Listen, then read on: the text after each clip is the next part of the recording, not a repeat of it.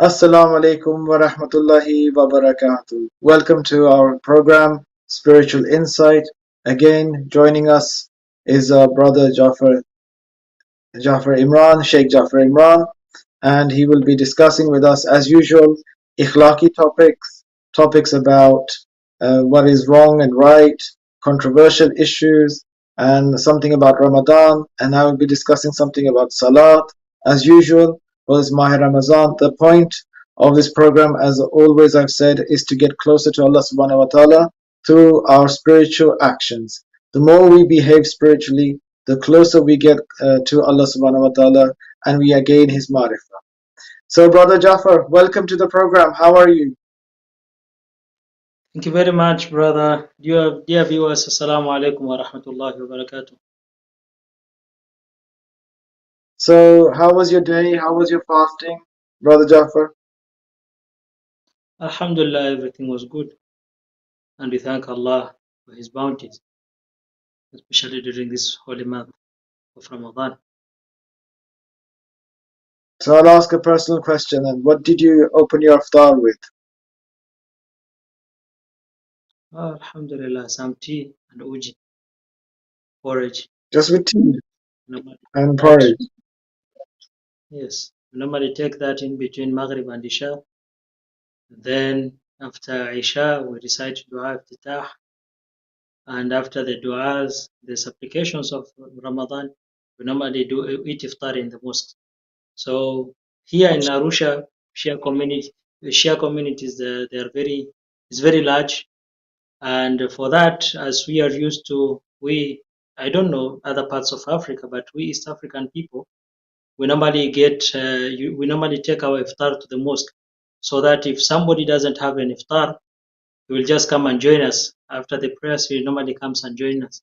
So even if someone is needy, then he won't sleep hungry, and he won't spend the night without having iftar. So that's what we normally do. We normally eat our iftar in the mosque, in the masjid, after reciting the dua iftitah and the supplications for the month of Ramadan.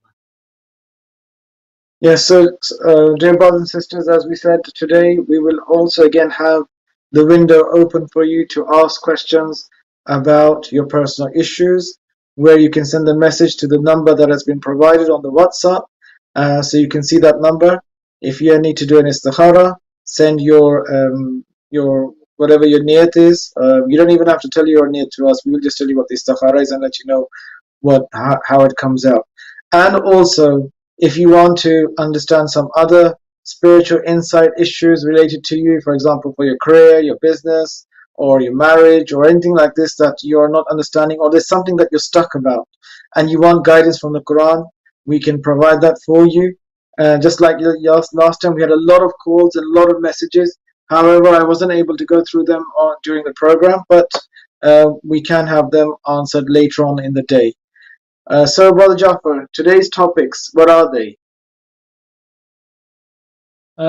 First of all, we would like to complete what I had promised the viewers concerning the gender equality, and we decided that today we are going to discuss about the haqqu zawja, the spouse right, in the spouse right in the marriage. And before that, I would like you, brother Faizul Hassan, there was a point that we discussed about yesterday about the gender equality issue, and this issue is being raised by women. That they want their rights from men, and we discussed some points. I would like you to raise them before I continue with the rights of a spouse in a marriage, inshallah, if you can recall. A'udhu billahi minash shaitanir rajim. Bismillahir rahmanir rahim. Brother Jafar, we discussed about the gender rights, and if I be honest, I've forgotten what we had to discuss. It's gone out of my mind. Yes, we mentioned something to do with the gender equality, and we said women normally fail when they ask for the rights from men. Can you recall it? And we briefly said that they fail when they ask their rights from their husbands, from their spouse, from their fathers, because they feel that their rights are Yes, neglected. yes, I remember now. You can Yes, thank recall. you very much. I Yes, recall now. now you can talk about it. Yes, I can recall. Thank you for starting the engine, my memory engine. So, Brother Jafar, but the problem is that women are asking their rights from men. This is a very important sentence I'm saying, and there's a lot of meaning behind this. Women are Mhm, asking their right from men, while they should mhm, not be looking for their rights from men, but actually from Allah subhanahu wa ta'ala. Even man mhm, looks for his rights. The rights that he has, or he lives with those rights, are given to him by Allah subhanahu wa ta'ala. So he does not yes. ask anyone else, what are my rights? He says, these are the Mm, rights, these are my boundaries, this is what I should live in, and this is how I should operate. mm, And this is the same thing that the female gender needs to understand as well, our sisters, that the rights that you should ask for are the ones that Allah subhanahu wa ta'ala has given you. And it's a wonderful right. For example, women are not responsible for example, earning, being the breadwinner. They are not asked to go for jihad. They are not asked to do a lot of things that the men are expected to do. They have different rights. So if someone forces the woman to go and work, or forces a woman to go and fight, or forces a woman to do something that is not part of the rights that are given by Allah subhanahu wa ta'ala, this is called zulm. But what's happened in this day and age? Women have been made to feel as though that they have to ask their right as though they are like men. This is the problem. This is the problem, that they have been told that you will only be equal if you ask the same rights that Allah has given the man, the male, the sort of brothers. So this is where the mm, problem is, Brother Jafar. This is the key yes. point in our Islamic community, in the Muslim community, where sisters and brothers have confused. Sometimes the brothers think that they need their wives to work, and only then those wives are valuable, and that's why they will marry someone who can work, while that was not Mm, the rights given. That was not the responsibility. The man had to provide the bread. It was the breadwinner, and the woman was the one who managed the house, the estate, the children, etc. And that's how the system would mm, work. That's the normal and ideal system. But unfortunately, by brainwashing both male and female, into a new kind of paradigm, by saying that no, your rights are equal as you are. While there's a, as we've been saying throughout the whole program and the previous programs that we've had, that the confusion is between man and woman. That what are their rights? They need to see what Allah subhanahu wa ta'ala has said and work upon those. I hope I've clarified that, Brother John. Yes, yes, brother. Very well. There was a video going on social media, and there was some lady seated there, and there was a a male journalist asking them, if you ladies want the same equal rights, before I continue explaining to you about the equal rights, what will be your view if in your first date your spouse, your husband takes you out for a dinner, then he asks you to pay? What will be your reaction? They say, we cannot accept it. We cannot accept. That is the responsibility of the man. This journalist humbly asked them, if you want if you want same right and equal rights between the two partners, then one of the days, or on your first date, then you should also volunteer to pay out the bills. They said, no, no, that's not our right. Then the man asked, then you shouldn't demand for the equal rights. They said, no, but Thank sometimes, you. like things to do with inheritance, we need the equal rights. They were told, no, but you are going to get married. After you got married, then all the responsibilities and bills will be upon your husband. So here Islam clearly say that even if it will come to the issue of inheritance, the woman will receive a little. It will be like tabarruk. I can't say she will receive everything, but she will receive a portion that belongs to her because of her responsibility in the life, in the society, in the marriage. As a mother, she has less responsibility than the man. but her responsibility or her rights is not neglected. So that's it. Here, from the book of Tuhaful Uqul, I would like to now to talk about the issue of the rights of a wife or the rights of a spouse in marriage.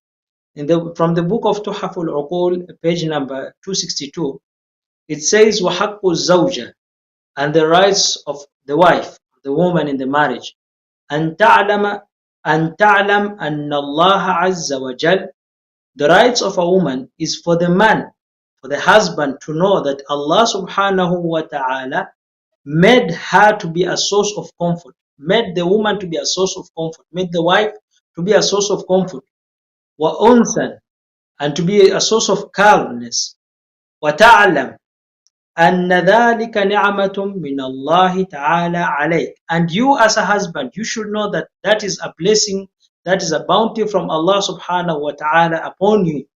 فَتُكْرِمُهَا, you have to respect her, and you have to dignify her, to give her position. وَتُرْفِقُ بِهَا, and you have to be merciful to her. وَإِنْ كَانَ حَقُّكَ عَلَيْهَا أَوْجَبْ, even though your rights over her is awjab, is much wajib, it's much obligated. فَإِنَّ لَهَا عَلَيْكَ أَن تَرْحَمُهَا, it's upon you to be merciful to her. لِأَنَّهَا أَسِيرَكَ وَتُطْعِمُهَا, because she is your partner, not your slave. Here, asiraka, it doesn't really necessarily mean a slave. But when you feed somebody and that person is not your child, then that person is like your captive. It's like a slave to you. You have to look after him or you have to look after her. So here, but here we can say that she is your partner. وَتُطْعِمُهَا, and you feed her.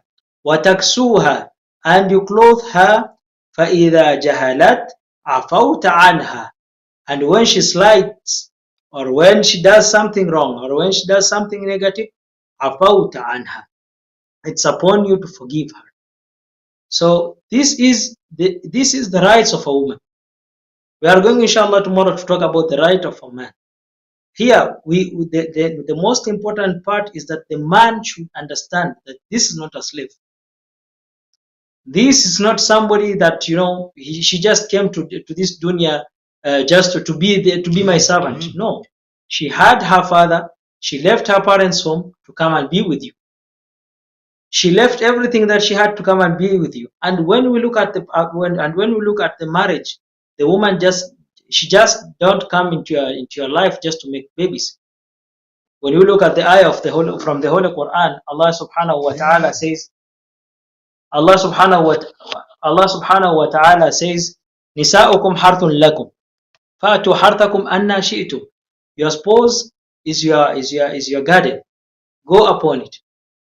So a woman is not only a source or of just to relieve your desire and to make babies. On the other side, some days, if somebody is married here, if somebody is in a marriage or somebody is married here, we can see that it's not the whole 1 month you're just there to to fulfill your desire and to make babies all over the year. No, but sometimes you just need her there to be a source of comfort to you, and that is the objective of marriage.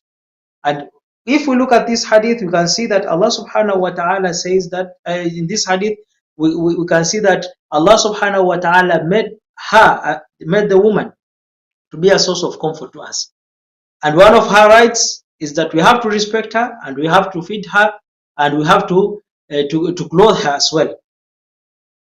Inshallah, tomorrow we are going to talk more about this issue and concerning also the rights of a husband.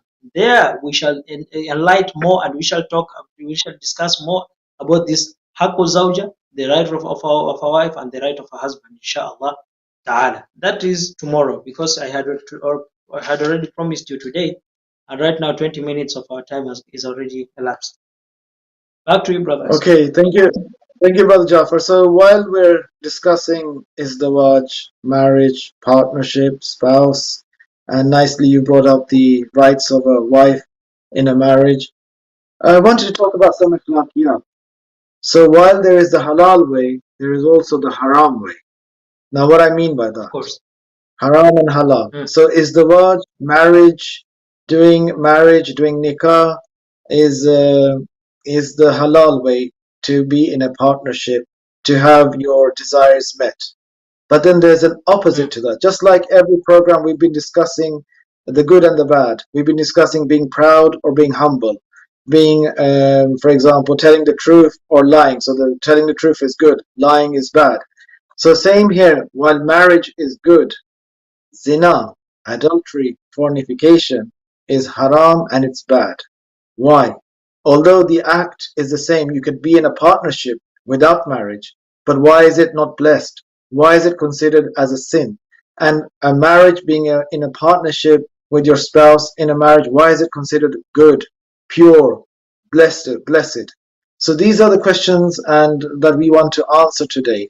And what are the effects of a zani, someone who commits zina? And what are the effects of someone who lives a pure life in a married life? How do they, what kind of barakah they get, and what are they protected from? Why is it that in the Quran it says that your spouses are like your clothes to one another and you protect one another? So what is that protection? We need, and this is what we want, I want to discuss with you, Brother Jafar, so we can discuss and so that our viewers can also take benefit from us. So in the Quran, it states that your spouses are each other's clothes, their garments to one another. I'm not saying the exact ayat, but this is the meaning of the ayat. And these garments protect one another. So what do they protect us from? What is that protection? Why do we need protection by having a spouse? So that's one question, Brother Jafar, I have that I want to answer. Both of us can answer. And also, why in the Quran, another part, it says, a zani will marry a zani, an adulterer will marry an adulterer, and a pious person will marry a pious person. So this is another question that we need to answer. What does the Quran refer to this? What does it mean? Why is the Quran referring to this? Is this a ruling? Is it a qanun? Is it a general rule of the world where a fornicator will only marry a fornicator, and a pure person, a pious person, will marry a pious person? So this is the question that we want to look into. And what is happening in this day and age? Why are people more going towards committing zina, adultery? Why people do not want to enter a formal marriage and relationship? Then I would like to also discuss about the riwayat, the narration from Imam Jafar Sadiq, when one of his Sahabi swore at another guest in the presence of Imam Jafar Sadiq alayhi salam regarding saying a wild word because of his legitimacy. Do you want to start, Brother Jafar, or shall I start? You can start it, then I'll continue.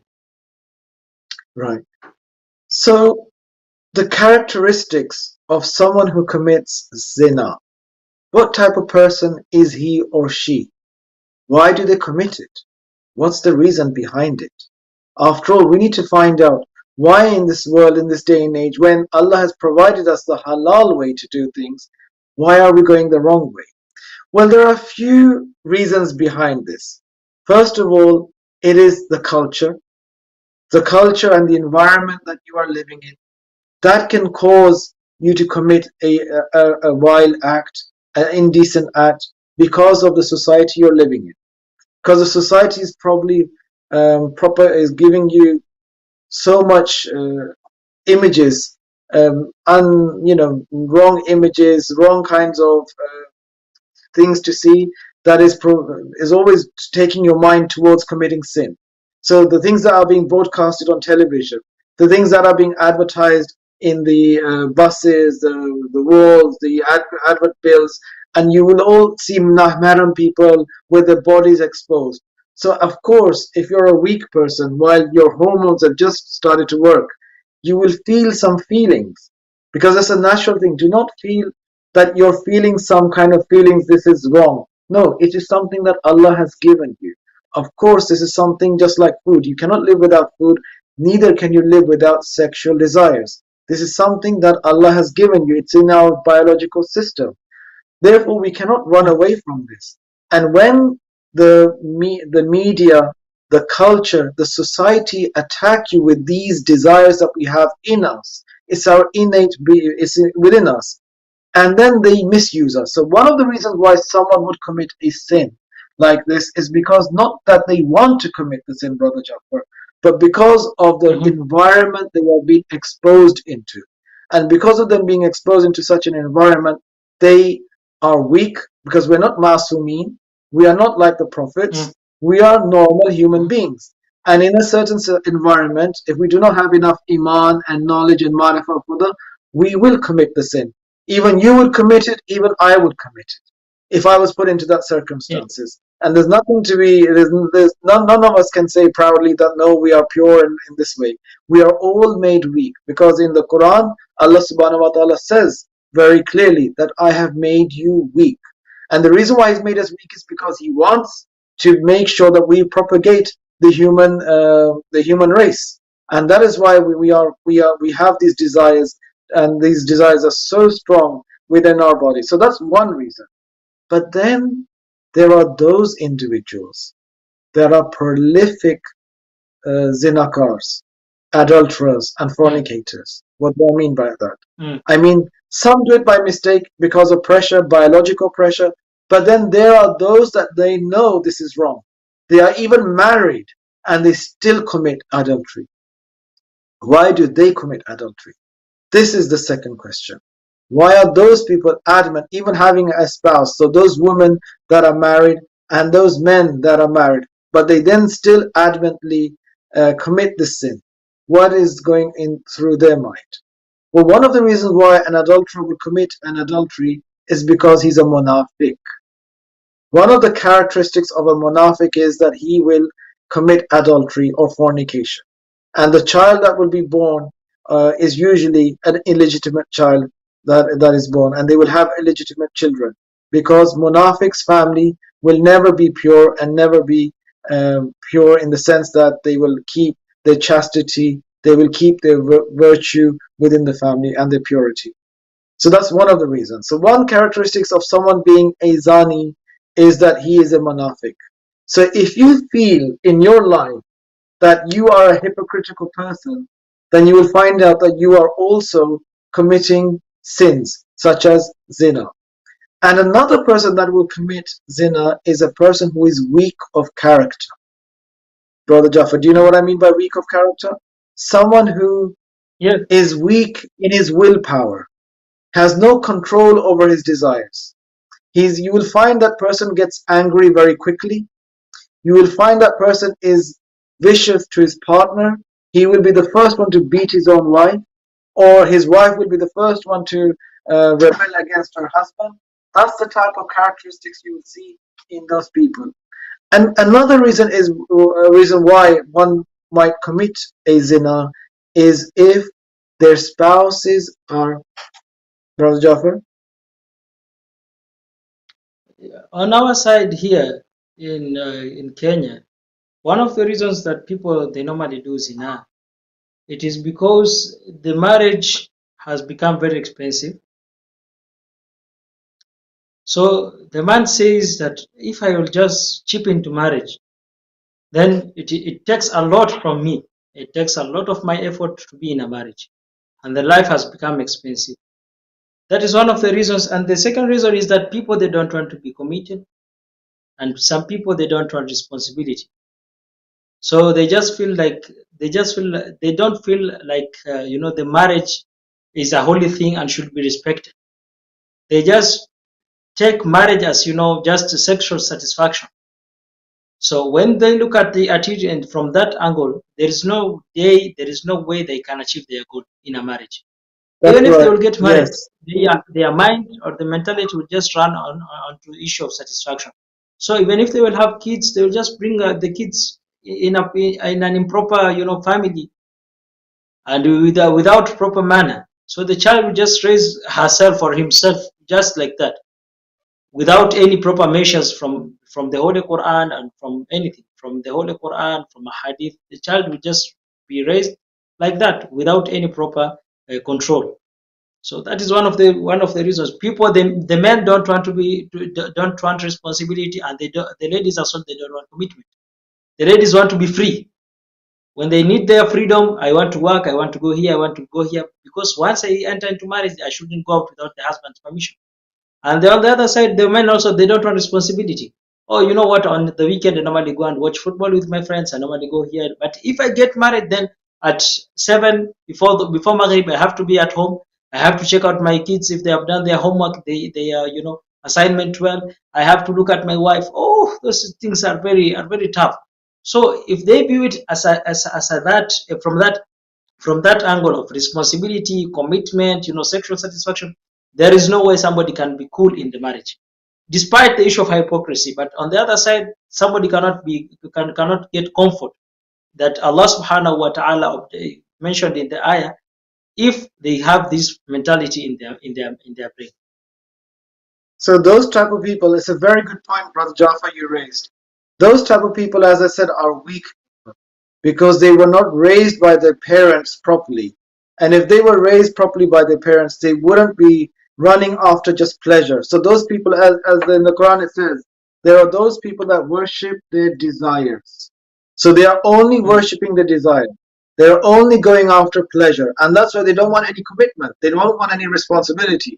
They want this pleasure without any responsibility. That's the only reason they are doing this. And that's why we call them weak of character. Their God is not Allah subhanahu wa ta'ala. Their God is their desire. So they are running after their desire. And that's the reason why they are doing this. So these people are not serious in life. They are just people that just want to have fun and play and run around like worse than animals. At least animal functions according to its fitrah. The fitrah, that the weak fitrah that has been given. If it commits, if it does what it does, it's according to whatever the fitrah Allah gave us. But this human being that has been given all of these gifts, the power of intellect, and even after intellect, he just runs after his desires. That is something that I believe is a waste of resource, waste of his body, waste of his intellect, and he's just running after sexual desires that he shouldn't be doing. So one of them is being a weak character, and due to him being weak in his character, he's doing these things. So it starts from how the parents raise the children. Yes. What you mentioned a very nice point concerning the issue of fitra, and what distinguishes us from animals is our intellect, is our mind, the way we think. Because on the other side, angels are created with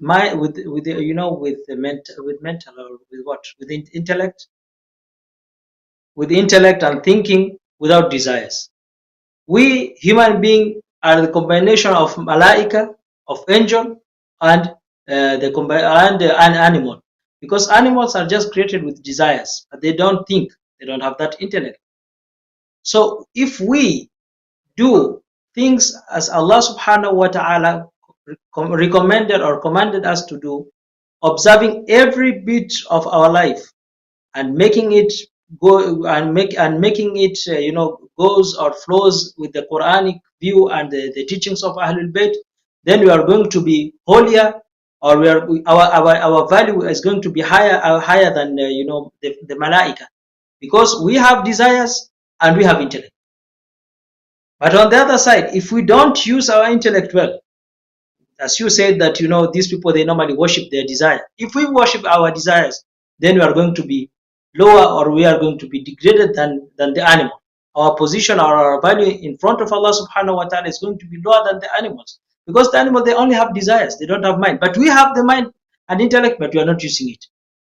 So our value is going to be degraded in the eyes of Allah subhanahu wa ta'ala compared to the animals. That's right. Also, the other person that commits zina, Brother Jafar, is someone who lies a lot. Again, someone who lies is, again, I said before when we talked about lying and telling the truth, a weak person lies. An honest person is a brave person. A brave person, courageous person, patient person. They tell the truth.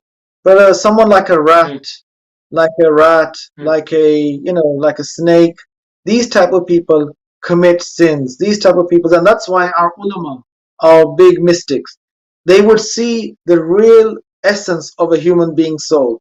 They would see them as a snake, as a rat, as a mouse, as these As type a of pig animals or they see in them. dog. Yes, or as a pig, or as like these things, because they would see the true essence of the nafs, not the soul, but the nafs itself, because the nafs they formed or they've created in a way where they're committing those sins. And unfortunately, in barzakh, they will be raised as those shapes or those forms or those type of animals, while they're not those animals because they have intellect. But then they'll be punished in barzakh and be purified if they can be purified. Otherwise, someone who is a zani until the age till he goes reaches the old age and still commits zina in his old age, he will not even smell the fragrance of paradise. So he will be so far away from the fragrance of paradise that the distance from paradise will be so far itself. He will be in hell. Brother We are Jafar? running out of time, brother. Right now is on my side is 23:37. 37 minutes have passed. Before we, call, we you know before we conclude about the issue of zina and marriage, let's today we are just going to talk about the issue of zina. Inshallah, maybe tomorrow we are going to talk about marriage because of our time.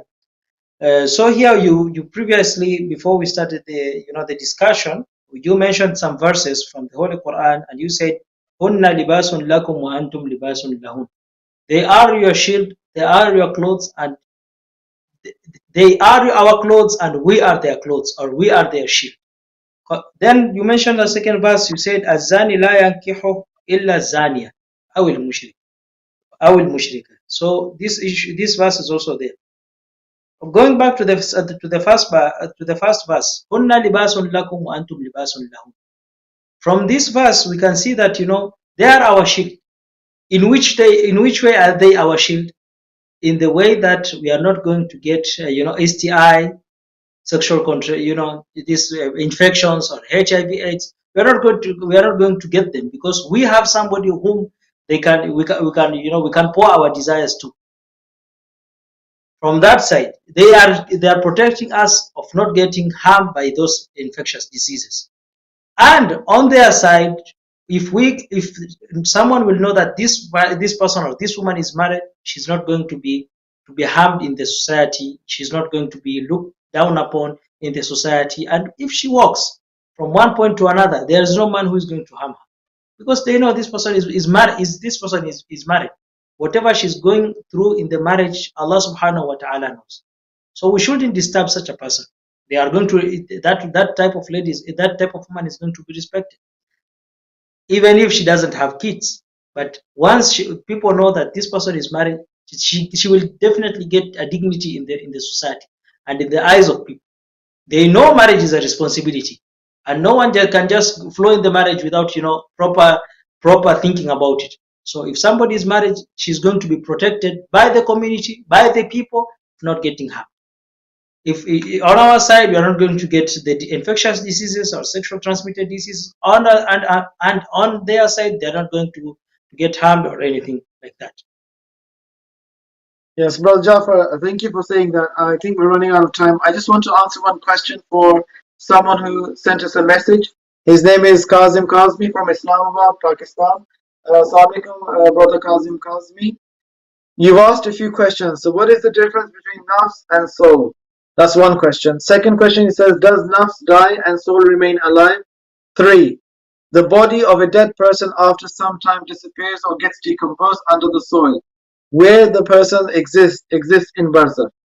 And he said there's many other questions, but for now these 3 questions he's asked. So I'll just quickly answer them, Brother Jafar, and then we move on to our next part, talking about. I think this one we have to talk. I think from our plans we had planned to talk about the issue of soul and nafs in our tomorrow's program, so that people can know or should know the difference between soul and the nafs, the ruh and the nafs on the other side. The ruh and the nafs, are they the same? Are they different things? That one, inshallah, we are going to discuss about it tomorrow. Here we are remaining with 2-3 things that we need to discuss about them today before we close our program, because we only have 20 minutes left. And on the other side, Yeah. people just be calling and So, texting dear concerning brother the issue of Kazim Al-Attar. Bosni, if you are listening to this program, we will answer your question tomorrow. But I can also give you a call, and I will answer those questions for you personally as well. But yes, this is our tomorrow's topic, which brother Jafar has kindly reminded myself and the dear viewers that are watching the program. So, brother Jafar, continue. You're leading the show today. Yeah. So we talked about hunna libasun lakum wa antum libasun lahun. And on the other side, azani la yankihu illa zani aw mushrik. Here Allah subhanahu wa ta'ala tells us a person who committed zina, he cannot marry someone else rather than a person who committed zina. So if a man did a zina, he cannot get somebody who is pure except somebody who has gone through the same thing. Because Allah subhanahu wa ta'ala is not, because that one, if Allah subhanahu wa ta'ala gives somebody who is holy to somebody who has committed zina, that is against the justice of Allah subhanahu wa ta'ala. And we believe that Allah subhanahu wa ta'ala is just. So Allah subhanahu wa ta'ala cannot take a pure thing and put it with impurity. That one is against the justice of Allah subhanahu wa ta'ala. So you as a man, you as a lady who is viewing the program, if you committed zina in your life, then just know Allah subhanahu wa ta'ala will just put you with somebody who has committed zina. Allah subhanahu wa ta'ala is very just. He cannot give you something that you cannot, you cannot do what? You cannot compromise with it, or you cannot adjust. Because somebody who has done zina, he did it once in his lifetime, or even twice.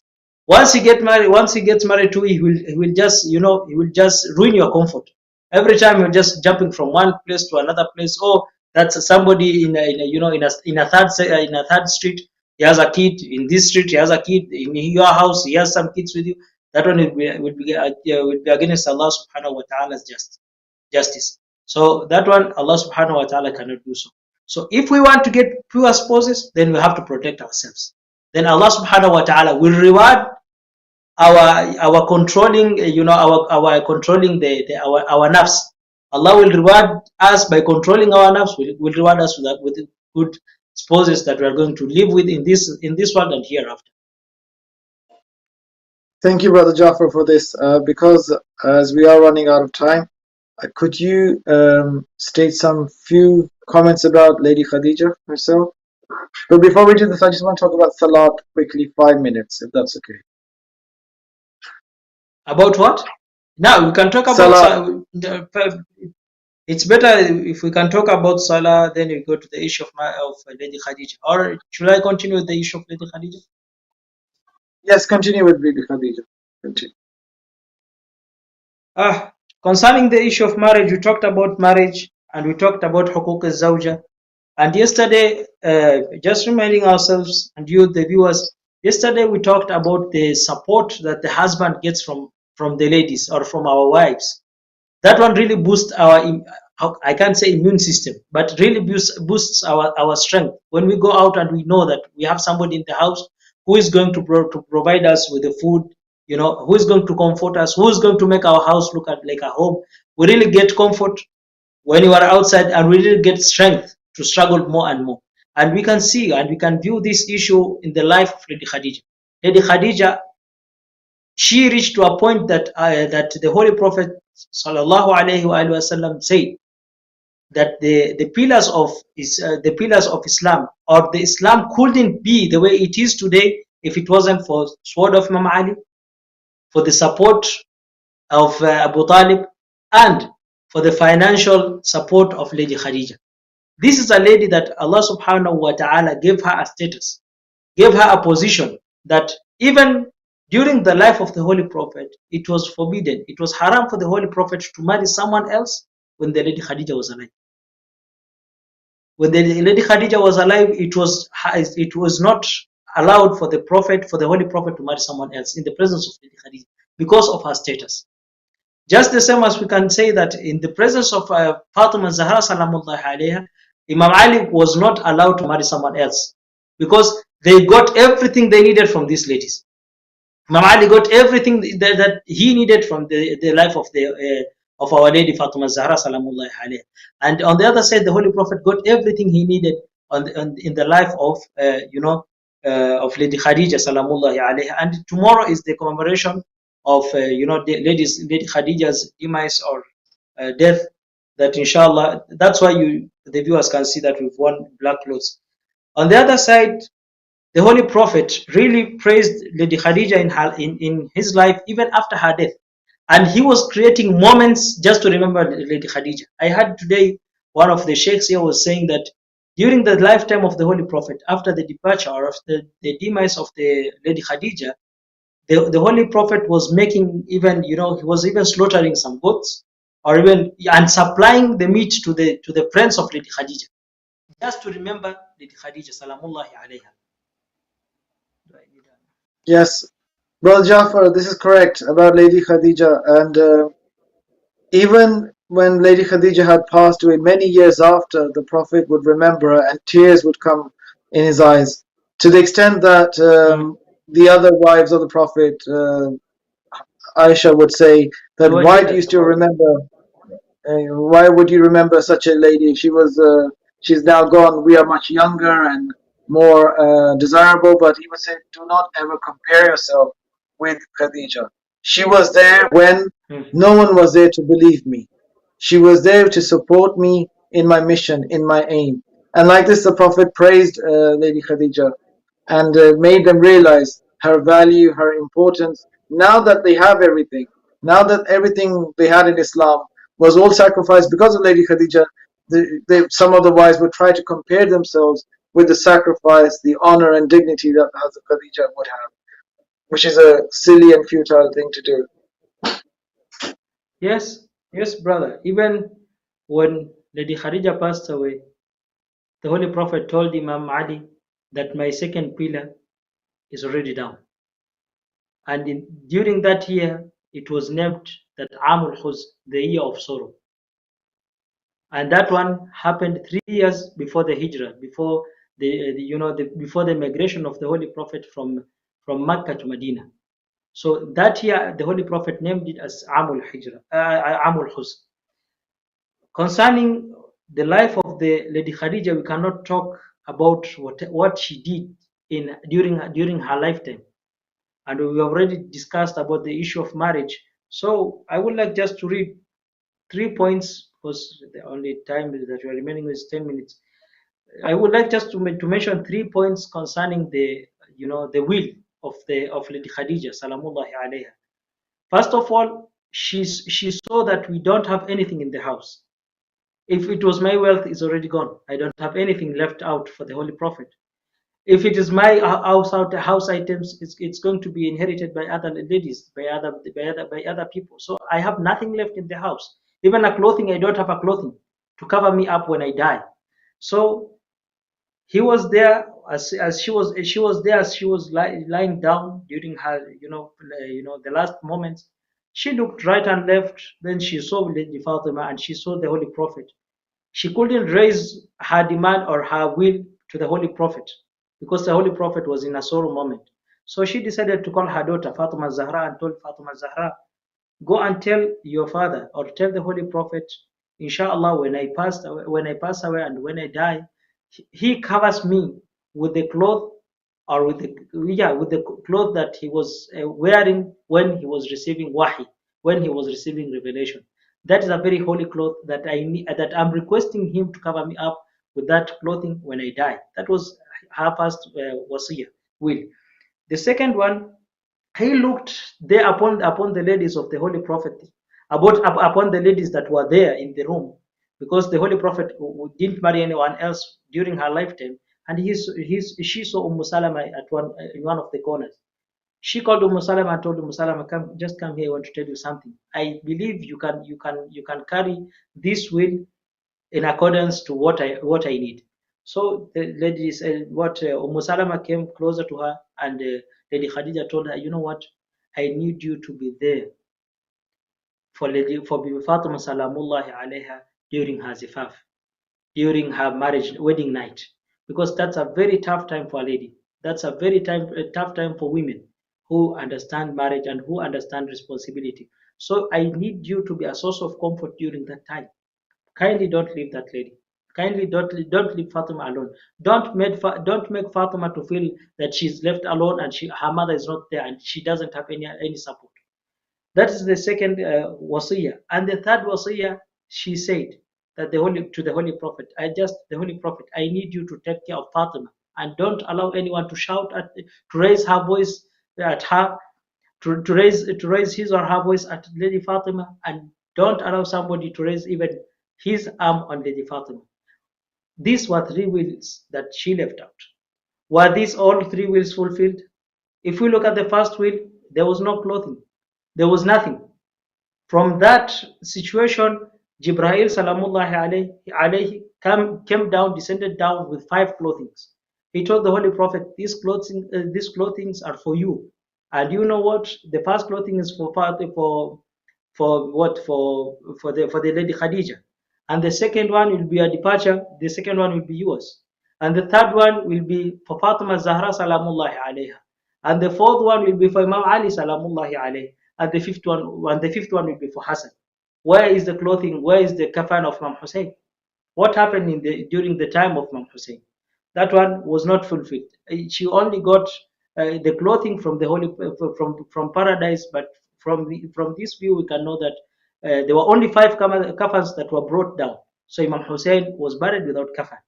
That is one thing on one side. But the second will was fulfilled, but by Salama.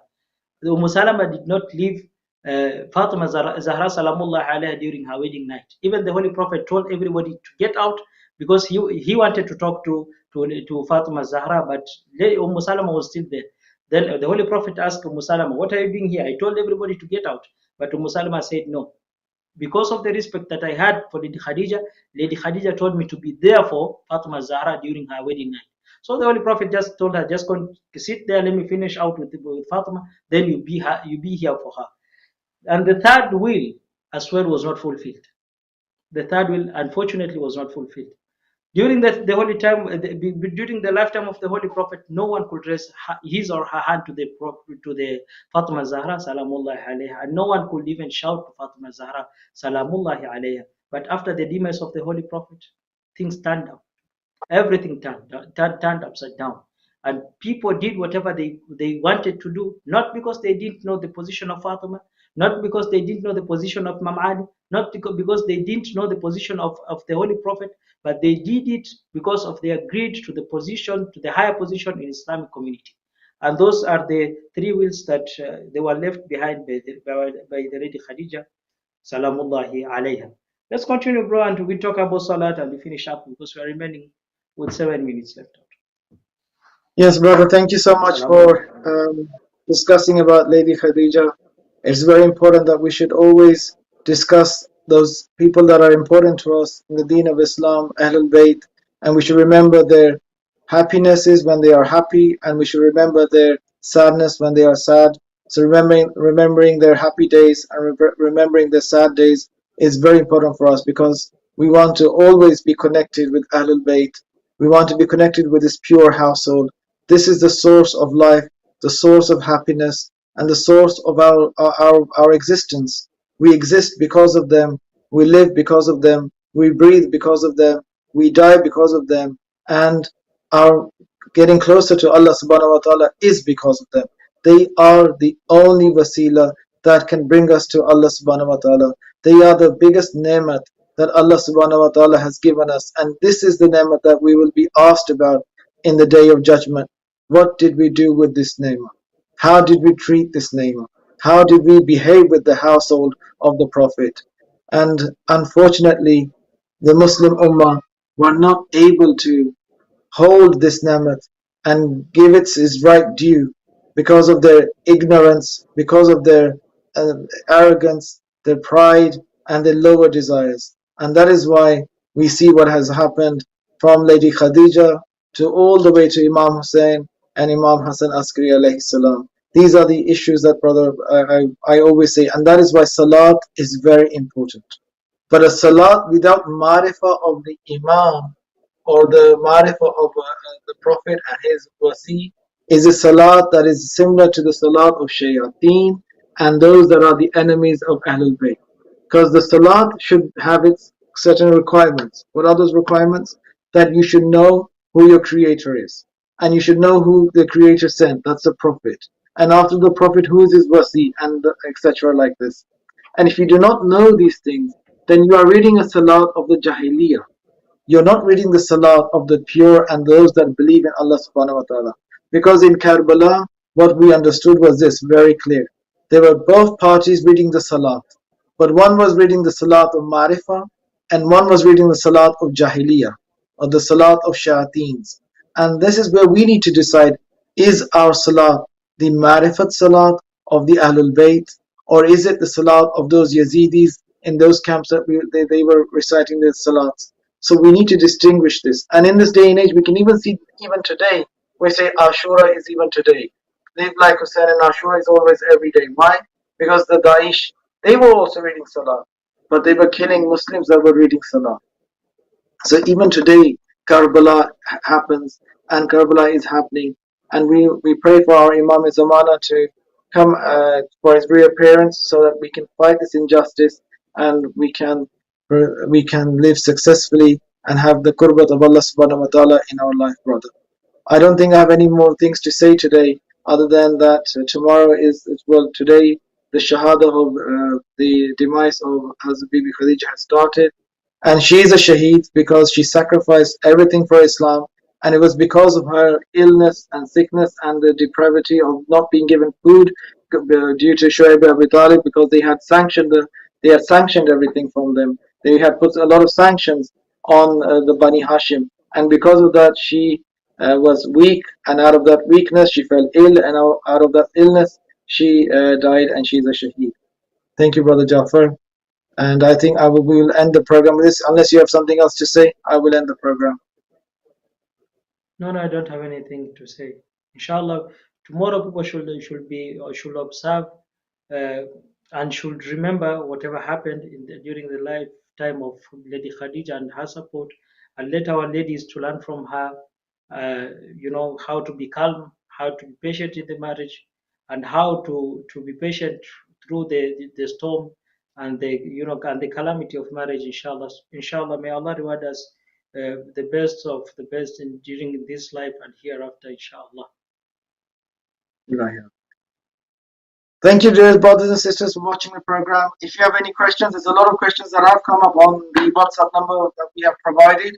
And inshallah, me and Brother Jafar will try to answer them throughout the night for you guys that are watching this program. And if you have any questions